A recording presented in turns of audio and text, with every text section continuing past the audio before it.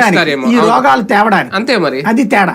అంతే మరి నేను అనేది అదే, నాణ్యమైన మందు అంటే ఎక్కువ రోగాలు ఎక్కువ తొందరగా పోతాడని అంటున్నా. అంతే కదా. కాబట్టి ఆ పదం వాడకండి, అసహ్యంగా ఉంది ఆ పదం ఏంటంటే.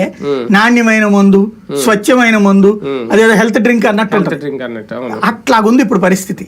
బేసిక్ కాన్సెప్ట్ ఏంటంటే మద్యం పాలసీకి సంబంధించి ప్రభుత్వపు డబ్బు డైరెక్ట్ గా ఏకగ్రీవంగా సంపాదించుకోవడం, ఈ రెండునా, లేదా కార్యకర్తలకు ఉపాధి అవకాశం కిందకి గ్రౌండ్ లెవెల్ కి ఇచ్చేయడం.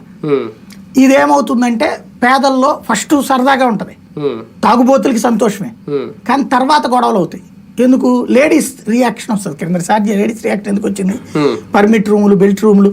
ఇంకోటి టైమింగ్స్ మార్చినా కూడా ప్రమాదమే. జగన్ వచ్చాక ఏం చేశాడంటే తాగే టైమింగ్స్ మార్చాడు. ఉదయం 11 తర్వాత షాప్ తెరుస్తారు, సాయంత్రం తొందరగా కట్టేస్తారు.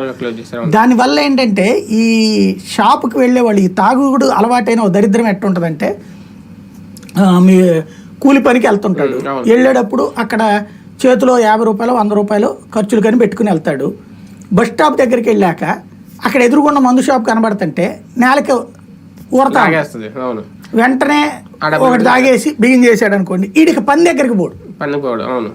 వీటితో పాటు ఏరా ఏంద్రా ఒకటి ఎత్తనా నాకు కూడా కొంచెం చూడరా అంటే, సరే నువ్వు కూడా వేసుకోరా, నువ్వు సగం ఎత్తే. వీళ్ళిద్దరు ఒకవేళ పనికి వెళ్ళినా తాగి వెళ్తే పనిలో ఇంకా నాణ్యత అక్కడ